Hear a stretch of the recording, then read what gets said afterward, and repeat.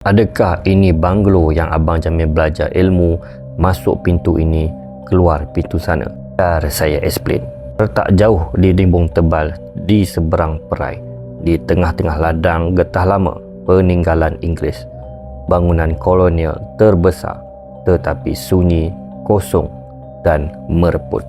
Banglo ini dibina sekitar tahun 1900 oleh keluarga Eropah yang kaya raya. Disebut banglo 99 pintu, bukan sebab betul-betul ada 99 pintu, tetapi di sebalik bilik tersebut adanya pintu-pintu yang bersambung dengan tempat lain.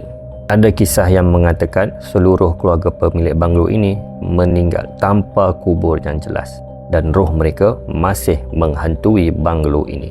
Ada pula yang nampak wanita berpakaian putih di tangga utama, tetapi hanya senyap saja, tidak berkata apa-apa.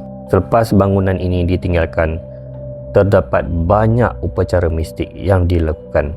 Penduduk sekitar berkata pada waktu malam kedengaran bunyi-bunyi ketukan, kadang-kadang suara menangis, tetapi tiada siapa pun di sana. Yang lebih menyeramkan adalah jika kau masuk banglo ini, laluannya akan tiba-tiba berubah.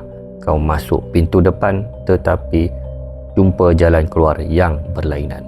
Banglo ini masih ada tetapi sudah mereput.